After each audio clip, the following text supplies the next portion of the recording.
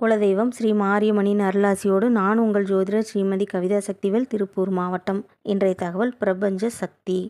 இந்த பிரபஞ்சத்தில் ஐம்பூதங்களான மண், காற்று, நீர், நெருப்பு, ஆகாயம் இவற்றின் பிரதிபலிப்பு ஒவ்வொரு உயிரிலும் நிறைந்துள்ளது.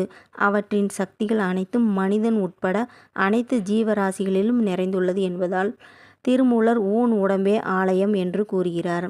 அவற்றைய சித்தர்கள் அண்டத்தில் உள்ளதே பிண்டம், பிண்டத்தில் உள்ளதே அண்டம், அண்டமும் பிண்டமும் ஒன்றே, அறிந்துதான் பார்க்கும் போதே என்று கூறுகிறார். பிரபஞ்சத்தில் உள்ளது அனைத்தும் பிண்டத்தில், அதாவது உடம்பில் உள்ளது. அதாவது பிரபஞ்ச சக்தியானது உடலில் கரு உற்பத்திக்கு முக்கிய காரணமாகிறது. சுக்கிலமும் சுரோனிதமும் இணையும் போது காற்று, நீர், நெருப்பு மூன்றும் சேர்ந்து மண் உருவு கொண்டு உடலாய் மாறி உயிர் சேர்ந்து வாதம், பித்தம், கபம் என்ற நிலைப்படைகிறது. இவ்வாறு பஞ்சபூதங்களுள் அடங்கிய உடலானது உலகில் உள்ள தாவர மற்றும் தாது பொருட்கள் அனைத்தும் இணைந்த ஒரு பிரபஞ்ச சக்தி என்று சித்தர்கள் கூறுகின்றனர். இந்த மனித உடலில் உள்ள சூரிய சக்தியானது மனிதனின் இதயத்துடன் தொடர்புடையது. மூளை, நரம்புகள் அனைத்தும் சந்திரனோடு தொடர்புடையது.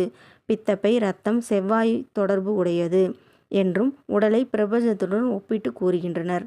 வாழ்க வளமுடன். நன்றி, வணக்கம்.